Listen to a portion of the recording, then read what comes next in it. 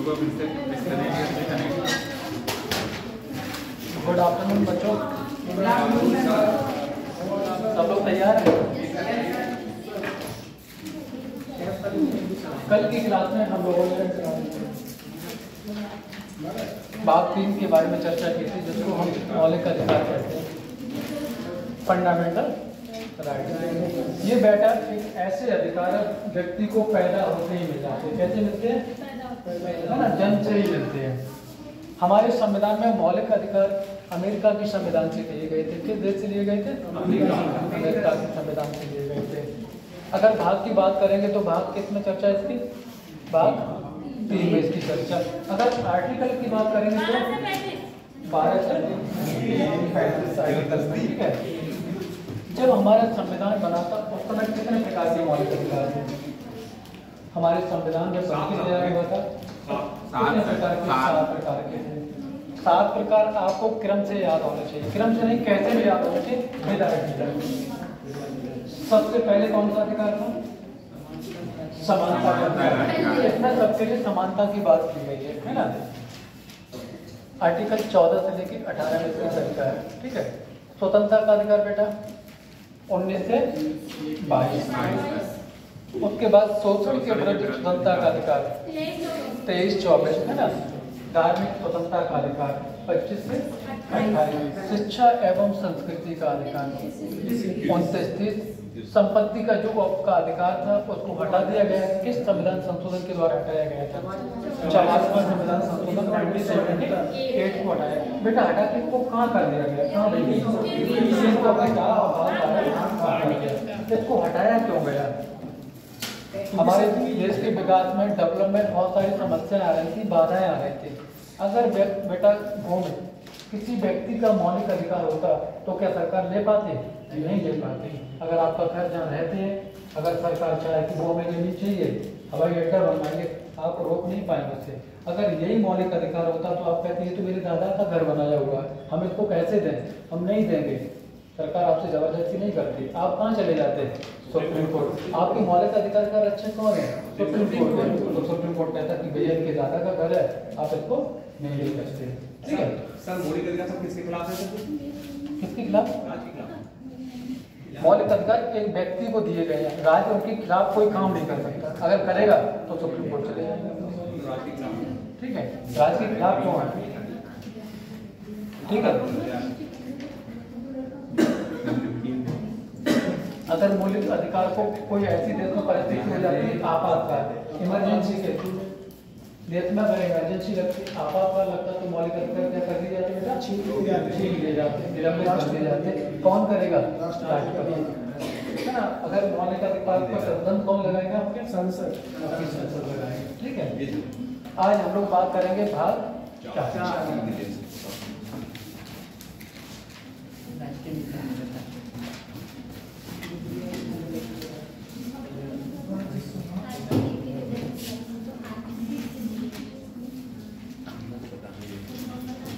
राज्य के नीति निर्देशक का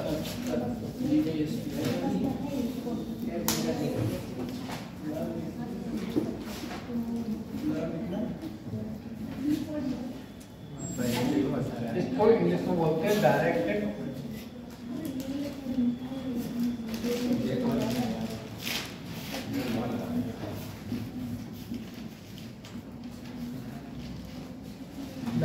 प्रिंसिपल ऑफ स्टेट पॉलिसी।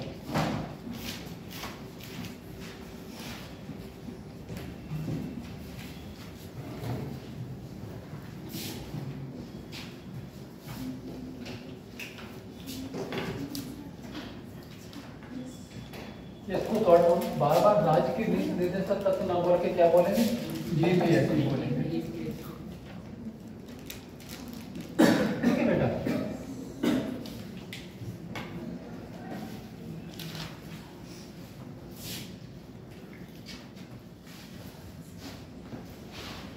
अगर आर्टिकल की बात करेंगे तो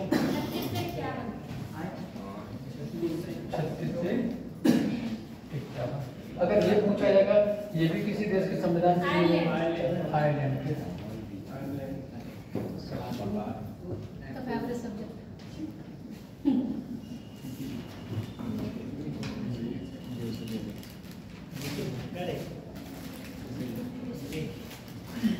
जब हमारा संविधान बन रहा था उस समय मौलिक अधिकार को दो भागों में बांट दिया गया था, एक मौलिक अधिकार और दूसरे राज्य के नीति निर्देशक बैनिगल वो BN राव के द्वारा बांटा गया था। डॉक्टर राजेंद्र प्रसाद त्रिपाठी के एक मौलिक अधिकार। देश के उस समय बेटा हालात ठीक नहीं थे, है ना, स्थिति खराब थी, पैसा नहीं था, देश का विभाजन हुआ था, तो मौलिक अधिकार को दो प्रकार से बांट दिया गया है ना, कि एक तो आपको परमानेंट पैदा होते ही मिलेगी, ठीक है, आप न्यायालय जा सकते, अगर किसी व्यक्ति के मौलिक अधिकार का हनन होता है वो कहाँ चला जाएगा, सीधा हाई कोर्ट और सुप्रीम कोर्ट चला जाता है। लेकिन कुछ ऐसे अधिकार थे वो राज्य के ऊपर दे दिए गए, राज्य से कह दिया कि ये आपके ऊपर दे दिए गए, आपको क्या करना है, जनता का विकास करना है, कल्याण करना है।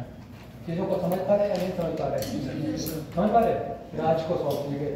हालात ठीक नहीं थे, बहुत सारी चीजें इसमें हैं, 36 से लेके 51 तक आर्टिकल 1 की चर्चा, एक आर्टिकल करें पढ़ेंगे, है ना। अगर राज्य आपको नहीं देता है तो आप क्या करेंगे, कहीं जाएंगे, किसी नहीं जाएंगे, आप फिर सरकार क्या करेगी, काम करे या ना करे, उसके ऊपर डिपेंड करता है। आपके पास बेटा सिर्फ एक अधिकार है जिसे हम मत देने का अधिकार कहते हैं। अगर कोई सरकार आपके खिलाफ काम करती, आपके लायक काम नहीं करती, आपकी वेलफेयर का काम नहीं करती, तो आप कहाँ चले जाएंगे, सुप्रीम कोर्ट चले जाएंगे, हाई कोर्ट चले जाएंगे, अगर मौलिक अधिकार का। लेकिन इसमें अगर 36 से 12 में कोई बात आएगी तो कौन चले जाएंगे, कहीं नहीं जाएंगे, बस चिल्लाएंगे, 5 साल बाद इंतजार करेंगे कि चलो मोदी ने अच्छा काम किया तो वोट दे दें, बार बार सरकार आ रही है, कुछ ना कुछ तो अच्छा काम किया ही होगा, है ना, क्यों आ रही है।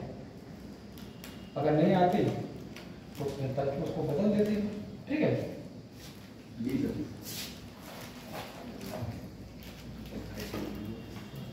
आपसे क्वेश्चन पहले ये पूछा जाएगा, DPSP हमारे संविधान में किस भाग में दिए गए, किस भाग में चर्चा है।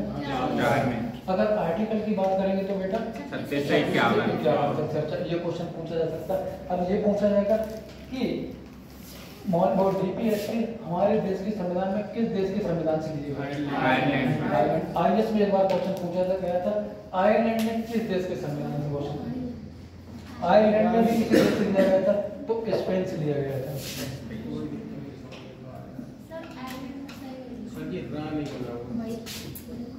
ठीक है,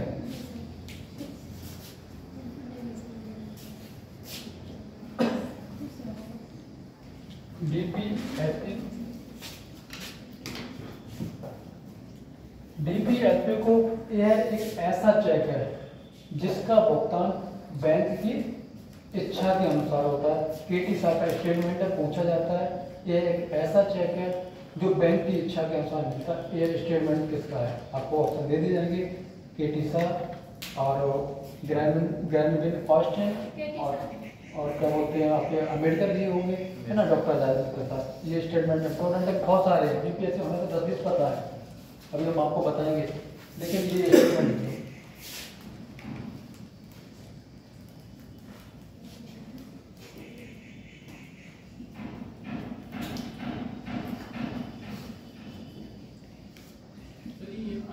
संविधान से लेके लास्ट में स्पेन, आयरलैंड ने किस देश से लिया था।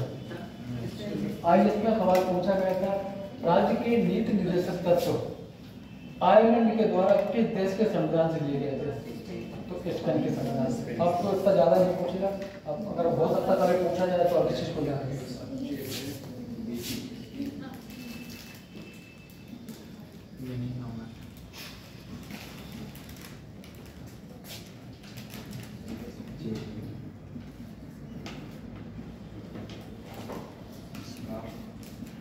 जिसका भुगतान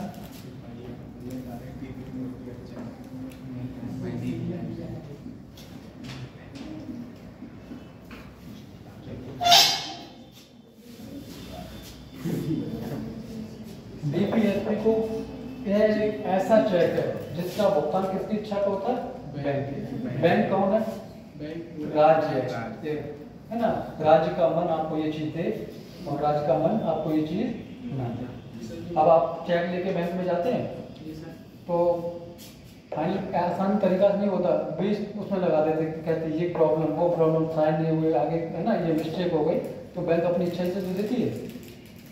अभी अपने 4 लाख रुपए का कुछ दिन पहले चेक बनाया था, तो चेक में कहा कि अपने भाई को बुला के लाओ, ये प्रॉब्लम वो साथ होंगे, उनका नंबर होना चाहिए, जबकि नंबर मैं चला रहा था, बैंक में पड़ा था, लेकिन उन्होंने मना कर दिया। अब वो दिल्ली से आया, साइन किए, तब पैसा दिया उसने, और तत्काल में पैसे दिए। वो सिस्टर की शादी हमें वहाँ पैसा दिया। तो बैंक का बहुत चक्कर होता, पैसा होता आपका बहुत आसानी से ले लेती है। जब जाएंगे निकालने के लिए, लोग कम पैसा जमा करते हैं, है ना? क्यों करते हैं? अगर आप बैंक में पैसा जमा कर दो, जमा करने के बाद जब जरूरत पड़ेगी टाइम पे पैसा नहीं मिलेगा, फिर आप आधार कार्ड लेके जाओ, पैन कार्ड लेके जाओ, ये प्रॉब्लम वो प्रॉब्लम, इससे ज़्यादा नहीं निकाल सकते, है ना? बहुत सारी समस्याएं आती हैं। ठीक है, ये किसके द्वारा कहा गया? केटी शाह के द्वारा।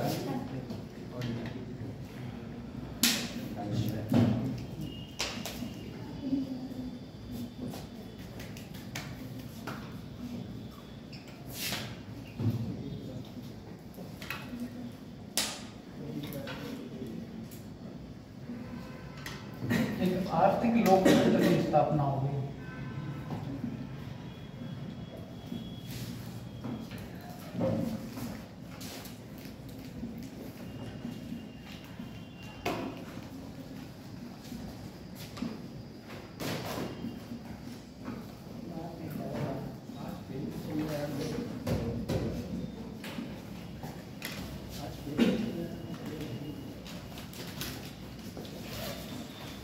जीपीएसपी से आर्थिक लोकतंत्र की स्थापना की बात किसने की?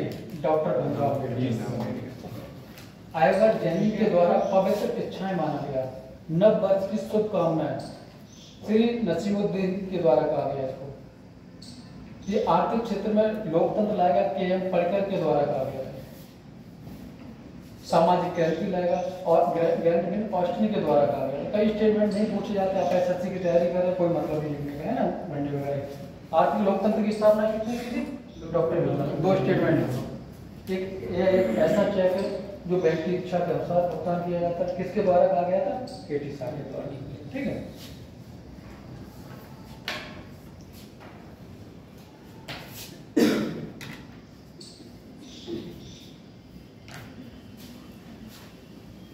आपसे ये पूछा जा सकता है, आर्टिकल पूछे जा सकते हैं, भाग पूछे जा सकते हैं, और कहाँ से लिया गया है। स्टेटमेंट भी बहुत इंपॉर्टेंट है।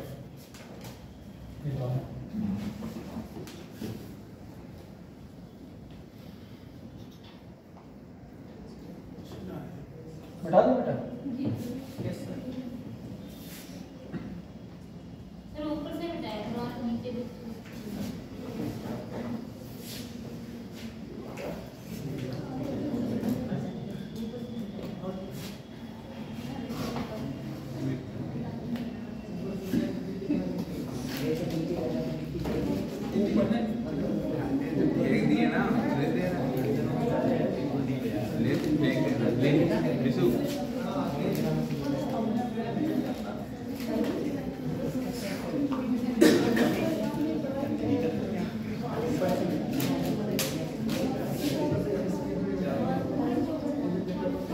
आर्टिकल 36 में राज्य की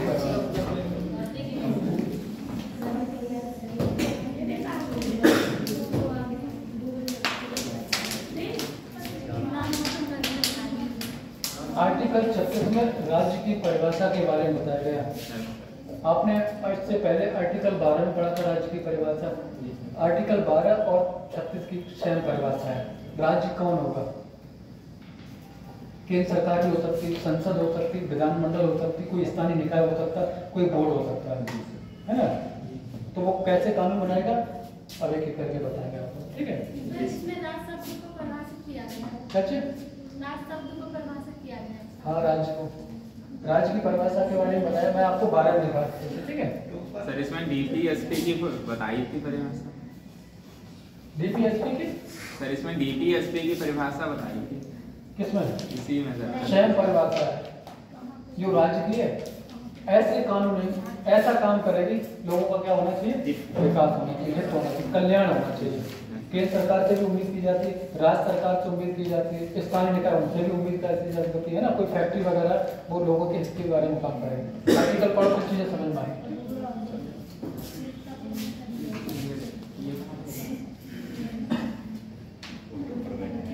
न्यायालय में परिवर्तनीय नहीं है।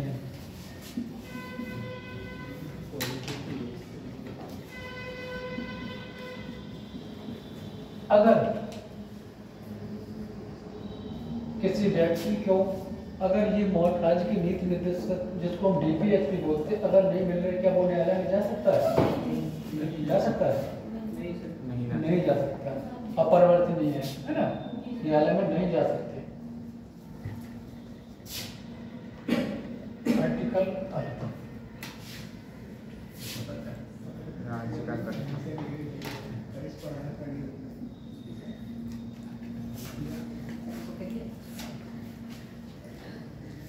राज्य लोक कल्याणकारी राज्य की स्थापना करें।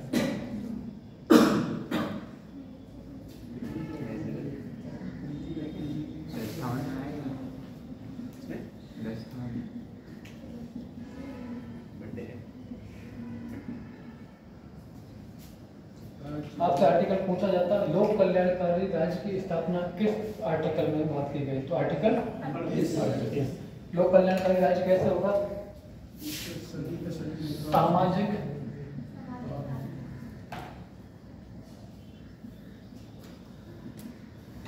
और राजनीतिक आर्थिक कल्याण।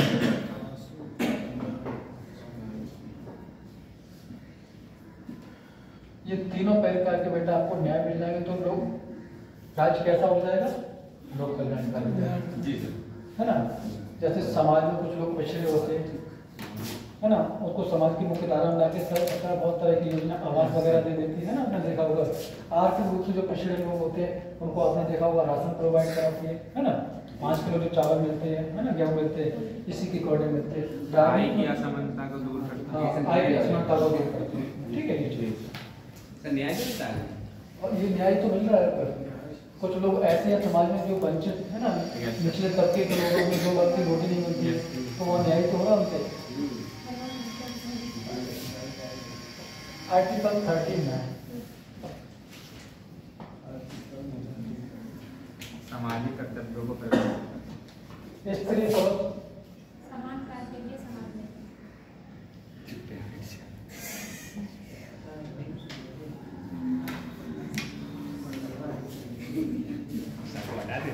स्त्री को समान कार्य के लिए समान है।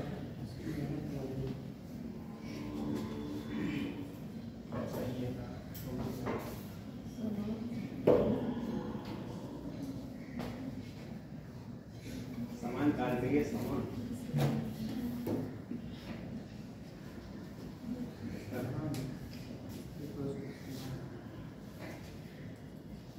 राज्य से ये उम्मीद की जाएगी चाहे स्त्री हो चाहे पुरुष, दोनों के लिए समान वेतन की बात की जाएगी। आपने देखा होगा टीचर अध्यापक सरकारी कॉलेज में चाहे लड़का पढ़ाता हो चाहे लड़की, दोनों को वेतन समान मिलता है। हालांकि कुछ ऐसे जो शिक्षा मित्र होते हैं जिनको संविदा पर रख लिया जाता है, उनको वेतन नहीं दिया जाता है। अगर उनका ये मौलिक अधिकार होता कि स्त्री पुरुष के लिए समान कार्य के लिए समान वेतन, तो बेटा वो कहाँ चले जाते? सुप्रीम कोर्ट चले जाते, क्योंकि उनका मौलिक अधिकार है नहीं। ये राज्य के ऊपर छोड़ दिया गया है। राज्य के पास कर्मचारी कम है तो वो संविदा की वैकेंसी निकाल के है ना, काम कराने के लोगों को नियुक्त कर सकते, अपना जो भी सैलरी कर दे, 10,000 15,000, उससे क्या करें बोले, कहीं जा नहीं सकते कि हमें अभी भैया वेतन बढ़ाओ, चिल्लाते रहेंगे, चिल्लाओ कब तक चिल्लाओगे। शिक्षा मित्र देखो कितना चिल्ला रहे हैं, आपके मिलने वाले होंगे, 20 साल से ज़्यादा नौकरी करते होंगे, 11 महीने की सैलरी मिलती है ना, 10-11 हज़ार रुपये मिलता है, चिल्ला रहे हैं। सरकार के पास पैसे नहीं, सरकार क्या करे? अगर पैसा होता तो वो कर देती है, सरकार की भी मजबूरी है। सरकार को बेटा बहुत सारे काम करने पड़ते हैं, स्वास्थ्य देखना पड़ता, शिक्षा देखना पड़ता। आप लोग फ्री पढ़ रहे हैं, पैसा कहाँ से आ रहा है? टैक्स का पैसा आ रहा है, बहुत खर्चा होता है, हर जिले में चलता है। जब पैसा, बहुत सारे बच्चों को शिक्षा भी फ्री दे रहे हैं, राशन भी फ्री दे रहे हैं, स्वास्थ्य भी फ्री दे रहे हैं, तो पैसा कहाँ से आएगा? टैक्स है ना, इसी टैक्स के द्वारा पैसा आता, तब सारे काम। अब सब लोग कहते हैं नौकरी निकालो, नौकरी निकालो, नौकरी निकाल भी रहे हैं और काफ़ी वैकेंसी आ रही है। आप लोग तैयारी नहीं करेंगे, तैयारी करो, नौकरी की चिंता ना करो। बहुत सारे बच्चों के मन में ये विचार रहता होगा कि वैकेंसी नहीं निकलती। अगर आज वैकेंसी निकाल दी जाए 1 लाख वैकेंसी। तो अगर आप लोग सभी फॉर्म डाल दें कोई सिलेक्शन नहीं ले पाएगा, क्योंकि आपकी तैयारी नहीं बेटा। आपको 1 वैकेंसी से लेना देना है कि 1 लाख वैकेंसी से लेना देना है। जिस दिन आपकी तैयारी हो जाएगी, आपके पीछे पीछे नौकरी करते लेने आएगी आपकी, चलो आपकी ज़रूरत है मुझे। आपको क्या लगता है तैयारी करने के बाद एक में सिलेक्शन नहीं होगा, अनेक में होगा। और तैयारी नहीं करोगे, कोचिंग कितना भी आओ 10 साल आते जाते रहोगे, सिलेक्शन नहीं होगा। मैं लिख के दे दूंगा इस चीज़ को, अगर आप सीरियस नहीं होंगे तो। जी सर।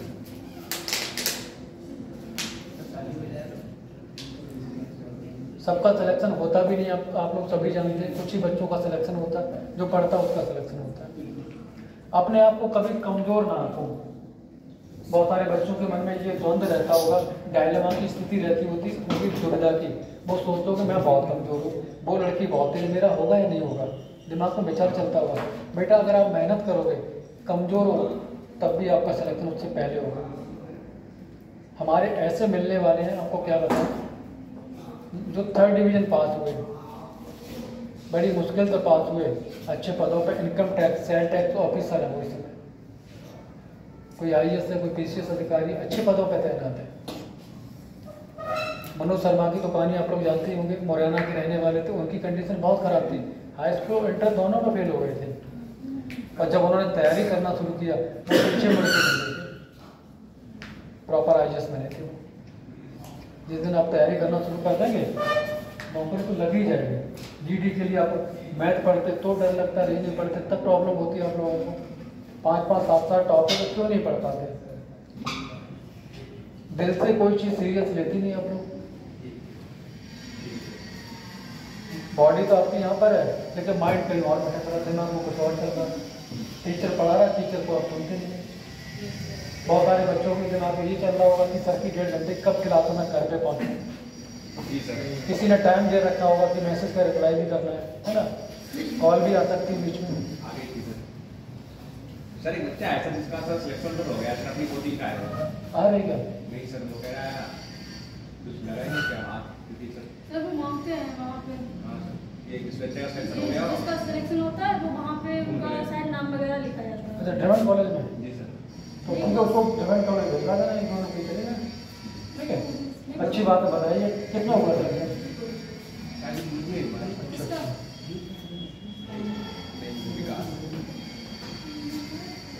तो ये चीज़ है, आप तैयारी करना शुरू कर दो, मन लगा के करो, कॉन्सेंट्रेट हो। सुबह उठने की कोशिश जल्दी करो, 4 से 5, 4 बजे उठ जाया करो, 2 घंटे 3 घंटे पढ़ लिया करो, ठीक है।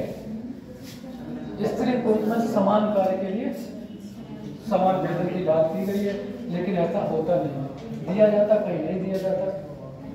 बहुत सारी महिलाएं आपने देखा होगा, शादी हो जाती है, बगल में प्राइवेट स्कूल होता है, तो 2-3 हज़ार रुपये पढ़ाती रहती है। हमारा देश पुरुष प्रधान देश था, यहाँ पर महिलाओं को पता और नीचे देखा गया है, समझ रहे हो? बेचारे कुछ नहीं तो 3-4 हज़ार रुपये कमा लेते हैं पड़ोस के स्कूल में रह के, उनका मेकअप का ही खर्चा चलता रहता है शादी के बाद।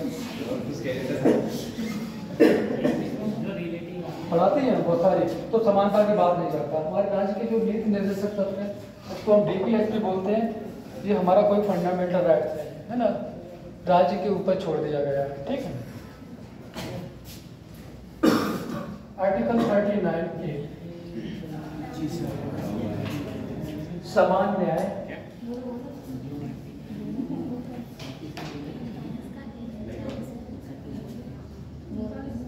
व निःशुल्क विधि सहायता। न्यायालय में मिल सकता है।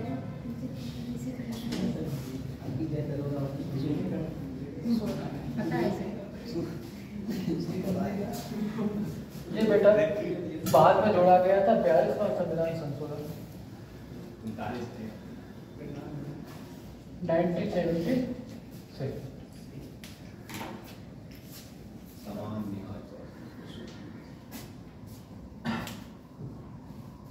सबके लिए समान न्याय की बात की जाएगी यहाँ पर। निःशुल्क विधि सहायता ये क्या है?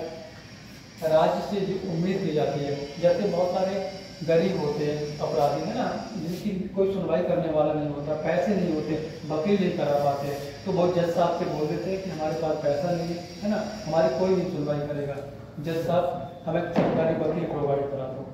ये राज्य की जिम्मेदारी है, वो क्या करेंगे, सरकारी वकील आपको दे दिया जाएगा, आपकी तरफ से वो केस करेंगे। ठीक है, ये हमारे संविधान में पहले था नहीं, ये बाद में जोड़ा गया था। कब जोड़ा गया था? 42वां संविधान संशोधन 1970। सर एक क्वेश्चन है यहाँ पर, तो जो विधायक वगैरह जो लेटर हेड लिख के भेजते हैं किसी भी व्यक्ति को रुपए देने के लिए, मांग के लिए, तो वो इसी के अंतर्गत आती है या ये समाज न्याय के लिए? हाँ, इसके अंदर क्यों आएगा? वो तो अपना दान अलग करके उनका हो सकता है, उसी इनको अपनी निधि में से पैसा आता है, सरकार की तरफ से फंड, विधायक है, सांसद है, तो अपनी सैलरी में भी दे सकते हैं, और हर साल 5 करोड़ रुपए आता है, उसी से पैसा रेड कलेक्ट करके। कलर का लेटर हेड बनता है, कोई भी पीड़ित होता है या गरीब होता है उसके लिए, हाँ तो ले दे सरकारी कामों में जमा होते हैं सिक्योरिटी की तरफ से। अच्छा, तो वो सर किसमें से आता है, मतलब इसमें से थोड़ी? ये किसके लिए? समाज न्याय निःशुल्क विधि सहायता। जैसे कोई अपराधी है, अपराध करके चला गया जेल में, उसकी कोई सुनवाई नहीं करने वाला है, वकील नहीं कर पाता, उसके पास बेटा पैसे नहीं है, वो जेल में बंद रहेगा, सुनवाई कौन करेगा? तो वो कहेगा जज साहब से कि भैया जज साहब हमें क्या दे दो, वकील सरकारी दे दो, हमारी सुनवाई करें, हम गरीब, हम नहीं कर पा रहे, इसलिए सक्षम नहीं है, उसके लिए कोई ऐसा क्वेश्चन हुआ करे डिटेल में बाद में पूछ लेगा। ठीक, टॉपिक से संबंधित, जैसे टॉपिक चल रहा है आपका, इससे संबंधित आप कोई भी पूछ लीजिए। उससे सर ये तुरंत ही आता है ना, फिर वो बाद में निकल जाता है, भूल ही जाते हैं। कोई नहीं, बैठा दो बेटा।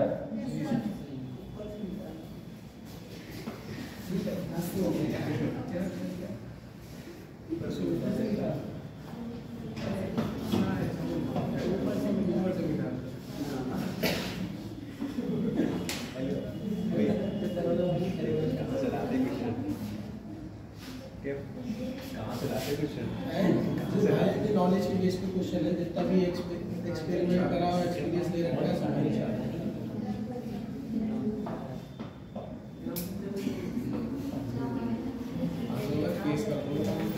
आर्टिकल 40 कंपोनेंट पूछा जाता है ग्राम पंचायत का गठन।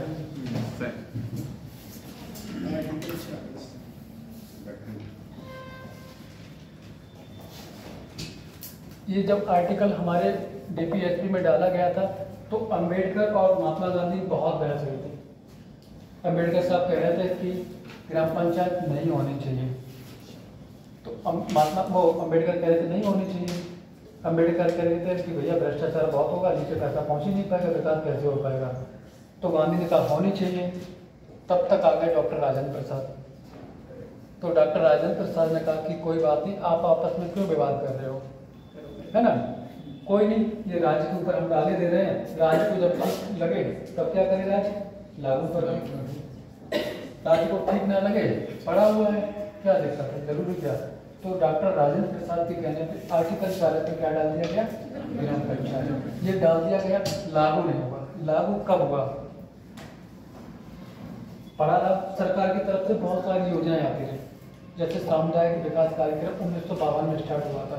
हमारा देश जब आज़ाद हुआ था ब्रिटिश राज किया करते थे, उस समय गांव की आबादी 70% से ज़्यादा रहा करती थी गांव में। महात्मा गांधी की सोच थी अगर गांव का विकास होगा तभी तो देश का विकास हो पाएगा, है ना, तभी होगा। वो उनकी दूरगामी सोच थी गांधी जी की। तो कोई बात नहीं, समय समय पर बहुत सारी योजना आई, जैसे सामुदायिक विकास कार्यक्रम, है ना, उसके बाद 53 और विकास योजना आई।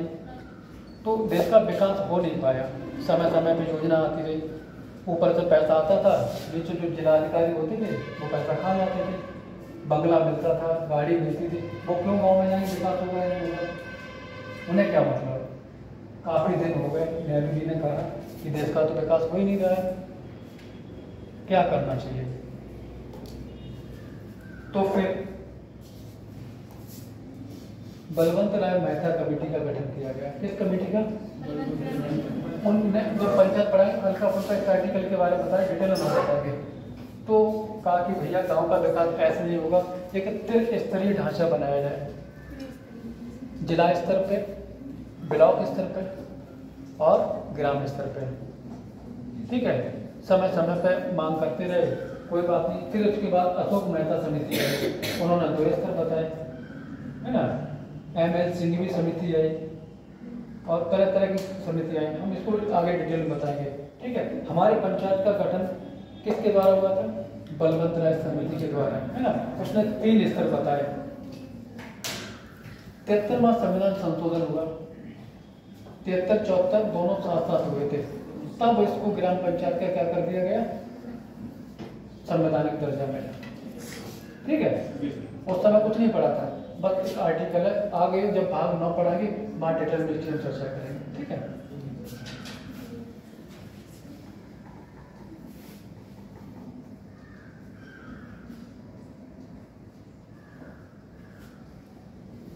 इंपोर्टेंट आर्टिकल आपसे पूछा जाएगा, DPSP में ग्राम पंचायत का गठन किस अनुच्छेद में है?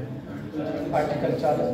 ठीक है, आर्टिकल दे दिया जाए अनुच्छेद 40, 42, 45, आगे को आपको दे दिया जाएगा। ये सारी चीजें आपको वहां से बताना होगा, यहाँ से क्वेश्चन पूछे जाते हैं। आप कोई परीक्षा देंगे, पीसीएस देंगे और वनडे एग्जाम देंगे, मौलिक अधिकार और राज्य की नीति निर्देशित 2 से 3 क्वेश्चन हमेशा मिलेंगे आपको। एक एक आर्टिकल क्यों पढ़ा रहे हैं, यहाँ से बेटा पूछे जाते हैं।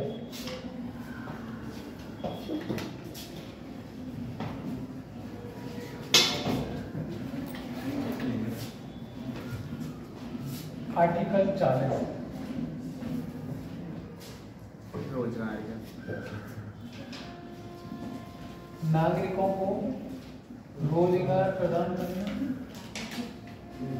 तो ये आपने गठन नहीं बताया, ग्राम पंचायत का गठन नहीं बताया, गठन कब हुआ था सर? वो नहीं बताया, पहला राज्य राजस्थान था। नहीं सर, ग्राम पंचायत का गठन नहीं बताया आपने, कब हुआ था?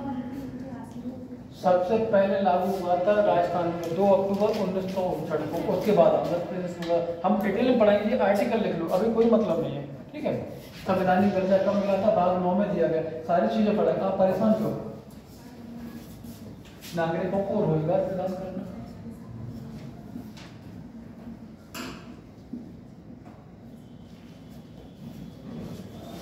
एवं स्वास्थ्य, बेरोजगारी, वृद्धावस्था,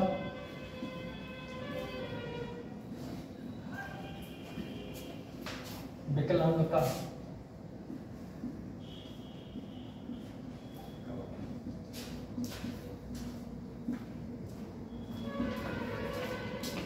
से संरक्षण। कहीं भी आपने देखा होगा कुछ दशाओं में सरकारी सहायता प्रदान करना, सीधा सीधा आर्टिकल लिखा होता है, लेकिन हमने आपको क्या लिखा? नागरिकों को। आप लोग नौकरी की तैयारी करते हैं, राज्य किस आर्टिकल के द्वारा आपको नौकरियां देगी? आर्टिकल 41 के द्वारा। आप जो देखा होगा जो वृद्ध लोग हो जाते हैं 60 साल के, उनको पेंशन राज्य किस आर्टिकल के द्वारा देता है? आर्टिकल 60। आपने देखा होगा बहुत सारे व्यक्ति विकलांग होते हैं, उन्हें 3 पहिया की गाड़ी दी जाती है, दी जाती है। तो आर्टिकल 41 के द्वारा कौन देगा? सरकार। स्वास्थ्य की व्यवस्था कौन करेगा? सरकार करेगी। आपने देखा होगा आयुष्मान कार्ड किस आर्टिकल के द्वारा? इसके द्वारा किया जाता है, 41 के द्वारा। ठीक है,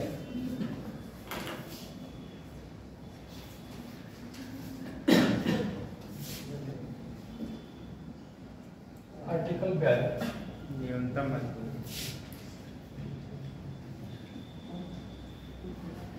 काम की मानवीय दशाएं,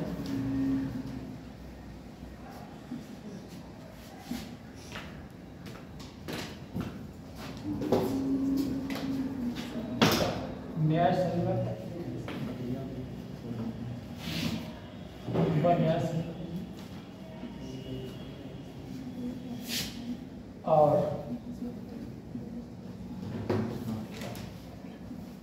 महिला प्रसूति सहायता।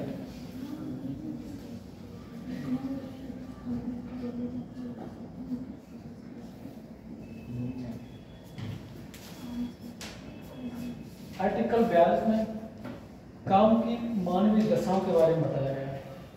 अगर राज्य स्टेट बात करते हैं, कोई डिपार्टमेंट, काम ऐसा होना चाहिए, मानवीय होना चाहिए, न्याय संगत होना चाहिए, है ना। और महिलाओं के लिए प्रसूति सहायता। प्रसूति का सर जी मतलब क्या होता है? बताइए पूरा टिकट डिटेल लिख लिया आप लोगों ने? खाली प्रसूति देखो मिनिमम डेज जब महिला डिलीवरी का टाइम होता है, बच्चा पैदा होता है, हाँ, अब डिटेल पूरा बता रहे। जैसे काम की मानवीय दशा, अगर आपसे कोई काम ले रहा है, काम का एक टाइम टेबल होना चाहिए, है ना, ये नहीं कि मनमानी तरीके से आपसे काम करवाया जाए। महिलाएं हैं, उनकी दिन में ड्यूटी लगती है। हमारे यहाँ पर महिलाएं रात की अपेक्षा दिन में ज़्यादा सुरक्षित होती है। तो ऐसा नहीं कि रात 12 बजे महिलाओं को बुलाया जाए कि आप आ जाओ, यहाँ कोचिंग चल रही है। कोई महिला यहाँ पर पढ़ने के लिए आएगी? नहीं आएगी। कॉलेज में पढ़ने के लिए आएगी? नहीं जाएगी। किसी ऑफिस में रात के 12 बजे काम करने जाएगी? उनकी सिक्योरिटी की जिम्मेदारी कौन लेगा? नहीं लेगा। तो काम कैसा होना चाहिए? न्याय संगत, मानवीय। प्रसूति सहायता, जैसे बहुत सारी महिलाएं नौकरी करती हैं, उसी के दौरान डिलीवरी का टाइम होता है ना, बच्चा पैदा होता है, तो उन महिलाओं के लिए क्या कर दिया गया सरकार ने? 2 बच्चों के लिए। कितने बच्चों के लिए? 2 बच्चे। जैसे कोई महिला प्रेग्नेंट है, तो उसका बच्चा पैदा होगा, तो उसको सरकार 3 महीने पहले और 3 महीने बाद लीव देती है, छुट्टी दे देती है कि जाओ अपनी देख रेख करो, है ना। 3 महीने के बाद थोड़ा बच्चा बड़ा हो जाएगा, तब देख रेख करो, उसके बाद क्या करना है ना, आप कॉलेज आना, अपनी ड्यूटी पर ज्वाइन करना आके, ये कह दिया जाता है। लेकिन बेटा ये कंडीशन सिर्फ और सिर्फ 2 बच्चों के लिए है। अगर 2 बच्चे से ज़्यादा करोगे तब आपको ये नहीं मिलेगा। अगर कोई महिला अध्यापक है तो उसको सरकार के द्वारा 6-6 महीने की दोनों बच्चों को क्या दी जाती है? छुट्टी दी जाती है। सर वेतन मिलता है पूरा? हाँ, वेतन पूरा मिलता है। ऐसा नहीं कि वेतन कटे, वेतन पूरा मिलेगा। ये 2 बच्चों के लिए सरकार ने कर दिया कि आप 2 बच्चे से ज़्यादा नहीं कर पाओगे। अगर ये सिस्टम नहीं होता तो लोग 10-10 बच्चे पैदा करते कि 6 महीने की फ्री की तनख्वाह मिल रही है, आराम से घर बैठे है क्या ना, तो बच्चे करते रहो, हमको हो जाएंगे छुट्टी, है ना। तो सिर्फ 2 बच्चों के लिए प्रोसेस है आपकी, ठीक है।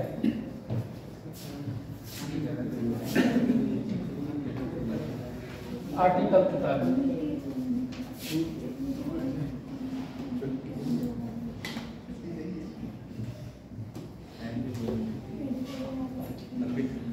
मजदूरों को निर्बाध योग्य मजदूरी।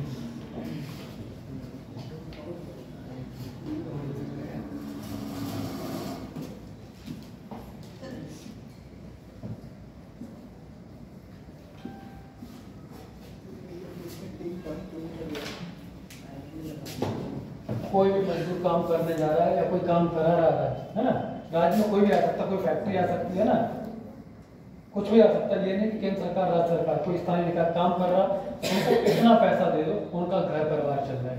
ऐसा नहीं कि पूरे दिन काम करवाया, इतना पैसा नहीं दे पाए कि उनका घर ठीक से चल पाए, ठीक है। ये चीज आप समझ रहे हो। उसमें बेटा एक बाद में आर्टिकल 43 का ए और जोड़ दिया गया।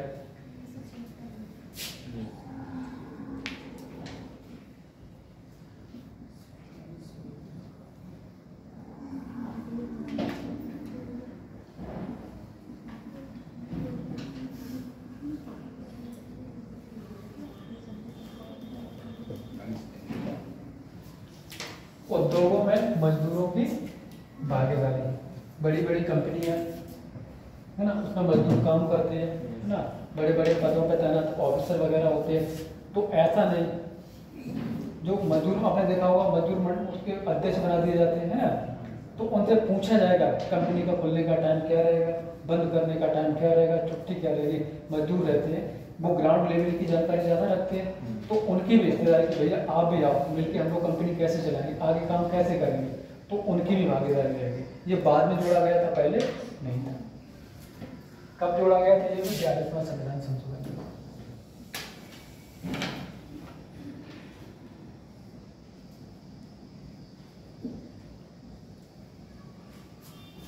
1976 की होती है।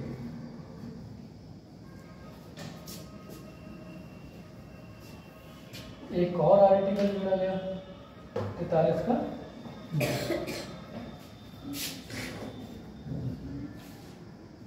सहकारिता को प्रोत्साहन करना।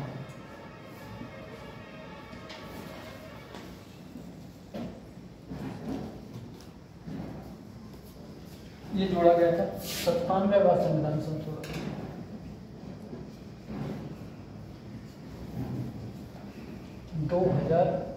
11 पर जोड़ देंगे।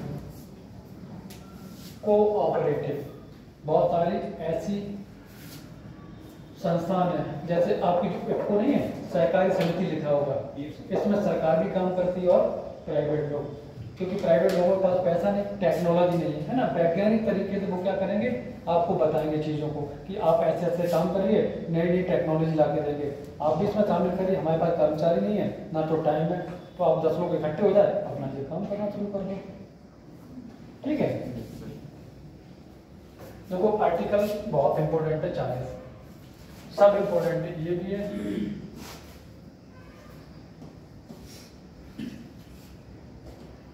समझ में आ रहा है आप लोगों को? सर यहाँ पे जो उद्योग है वो सरकारी होता है। इसमें 43A में जो उद्योग की बात की गई है सरकारी होती है। नहीं, उद्योग तो कोई कंपनी है, प्राइवेट प्राइवेट सबकी कमाल क्या, कोई कंपनी चला रहे, बहुत बड़ी बड़ी कंपनी चलती है, हजारों वर्कर काम करते हैं, तो उनसे ये पूछा जाएगा कि आप भी आओ इसमें शामिल हो जाओ, आप बताओ कंपनी का टाइम क्या, सैलरी कब बढ़नी चाहिए, कब घटनी चाहिए, है ना। नहीं पूछो, कंपनी तो शोषण करेगी, 8 घंटे के आपको 12 घंटे काम करवाएंगे, है ना, 8 घंटा फिक्स कर दिया, लंच का टाइम क्या रहेगा, है ना, तो सारी चीज़ें तय करती है।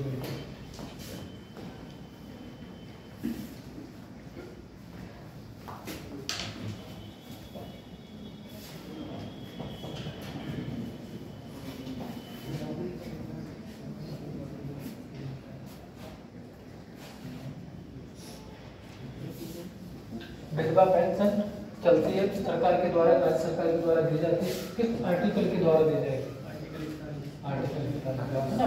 जो भी पेंशन है, बुढ़ों को पेंशन दी जाती है 60 साल के बाद, विधवा पेंशन, सारी व्यवस्था कहाँ पर, आर्टिकल के द्वारा। ठीक है, आप लोगों को रोजगार की जरूरत है, नौकरी की जरूरत है, आप मांग रहे सरकार से, सरकार दे नहीं पा रही, सरकार के पास पैसा नहीं, सरकार यही तो कहती है, कहती नहीं है, लेकिन इसीलिए नहीं दे पा रही। अगर फंड होता तो वो नौकरी बहुत सारी निकाल देती, तो सबको नौकरी दे देती। अगर नौकरी नहीं दी आपको, आप क्या करेंगे सरकार के लिए, हम आपसे पूछना चाह रहे हैं। क्या सुप्रीम कोर्ट जा सकते हैं, हाई कोर्ट जा सकते हैं, कहीं नहीं जा सकते, बस चिल्ला सकते हैं। आर्टिकल 37 में पहले ही कह दिया गया, क्या कहा गया, न्यायालय में परिवर्तनीय नहीं है, वाद योग नहीं, आप न्यायालय नहीं जा सकते, कहीं नहीं जा सकते। जब 5 साल बाद अगर चुनाव होगा, आपके पास वोट है, सबसे बड़ी पावर, तब आप सरकार को बदल सकते। अगर आपके लिए अच्छा काम किया तो दोबारा चुन दें, अगर नहीं किया, सरकार ठीक है, कोई सरकार खराब नहीं होती, जो निचले स्तर के कर्मचारी होते वो खराब होते हैं। जो भी सरकार खराब होनी, बहुत अच्छी सरकार है, और क्या। अब नीचे मान लो कुछ क्षेत्र का विधायक हो गया, बहुत सारे पैसे आते बेटा उसकी निधि में, अपना महल बनवाएंगे, गाड़ी से चलेंगे, है ना, बड़ी बड़ी गाड़ियां ले लेते। योगी की बेचारे की गलती क्या है, सरकार की कोई गलती नहीं, कोई मतलब नहीं, वो डेवलप करते हैं, बहुत मोदी के नाम से जीत रहे हैं। सर पेपर वगैरह लीक होते हैं तो कौन से आर्टिकल में होता है? तो वो पेपर लीक हो रहे, आर्टिकल लीक कौन सा होगा, मतलब आर्टिकल नहीं सर, जैसे पेपर वगैरह लीक हो जाते हैं तो हम सुप्रीम कोर्ट जा सकते हैं। पेपर लीक का सुप्रीम कोर्ट, हाई कोर्ट जा सकते हैं अपना, वो मौलिक अधिकार थोड़ी, पेपर की कोई चर्चा की गई है। स्वतंत्रता का अधिकार, लीक की बात है तो 19 में आ जाएगा ये चीज, आपका अधिकार नहीं लीक होना चाहिए।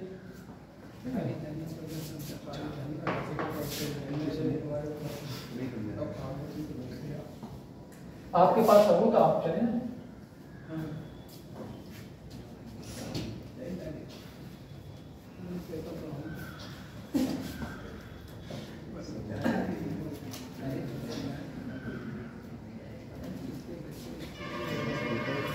आर्टिकल 44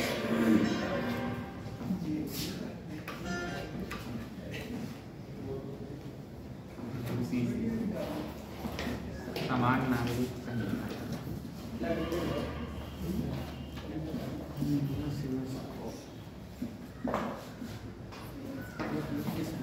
इसको यूसीसी बोलते हैं, यूनिफॉर्म सिविल कोड। जल्दी लागू हो गया, उत्तराखंड में लागू हुआ था 25 जनवरी 2025, इसी से लागू हुआ था। बताए पूरे डिटेल में।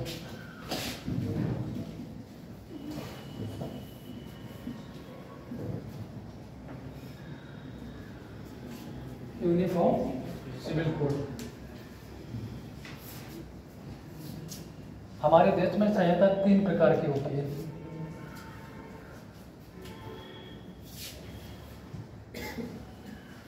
एक होती है आचार संहिता। आचार संहिता को कितने बच्चे जानते हैं? आचार संहिता को जब चुनाव के द्वारा बेटा निर्वाचन आयोग के द्वारा जारी किया जाता है ना, कि आप ये काम नहीं करें, इकट्ठे नहीं हो सकते, है ना, वोट डाल के अपने घर जाएंगे, तो क्या बनाते हैं? नियम कानून सशस्त्र बल जो है वो जमा कर लिए जाते हैं। लाइसेंसी बंदूक की जो- हाँ, वो मंजूर कराए जाते हैं, उसके नियम कानून फिक्स होते हैं। एक तो ये आचार संहिता हो गई आपकी, एक आईपीसी, एक दंड संहिता होती है। इनको समझा रहे हैं, थोड़ा सा इसको डिटेल में बताएंगे। जिसको आईपीसी पहले बोला जाता, अब बीपीसी हो गया, है ना। भारत ये अगर कोई अपराध करेगा